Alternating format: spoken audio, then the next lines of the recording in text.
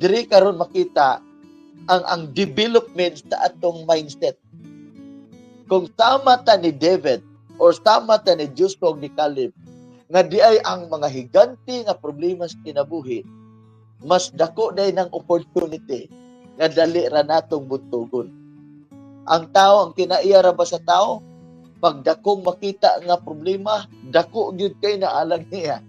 Makaingon na din tao, paragwa na gyud ta, mga matay na gyud ta ani. Nahimo niyang dako kayong problema niya. Kay ngano, gipakadako man yung problema. Amo ni sa tao makaigsunan. Gamay ra unta tong problema, gidugangan man niya, hidako inong problema. Sa kalibutan makaigsunan, lahi ang dagan sa kalibutan kay mo na gina og sila pa hilig mo kining sul-sul sa kalibutan.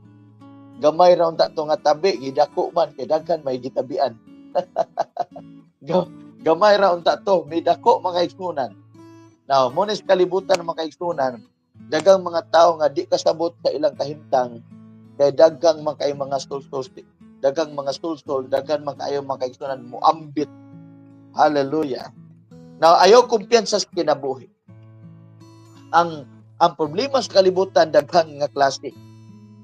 Balatian, problema sa corruption, problema sa mahal nga paliliton, inflation nato, problema sa silingan, trabaho, asa ka nga problema.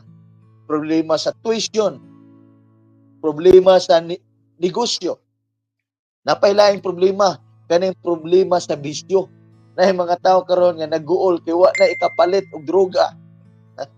Wa na ikapalit og ilimnon. Problema naman naalag nila. Makaigsunan, gikan sa gagmay nga problema, daghang mga tao nga maoy naglupig nila. No wonder nga daghang mga tao karon nga ang uban makaigsunan may nakiko galing uban, ang uban may engage na noon og mga illegal nga transaction. Makaigsunan, ang trabaho sa kaaway nga maong yawa, mao ra gyud ang pag-destroy sa huna-huna sa tao sa paagi nga mo manipulate siya og senaryo, problema, sitwasyon. Mo na nga importante sa tao magsugod sa atong mind. Manayon ang Bible, renewed your mind so that you may know the perfect will of God. Kaya kung di ni ma-renewed ang atong mind, wala may gahom unta ang yawa nga mo kontrol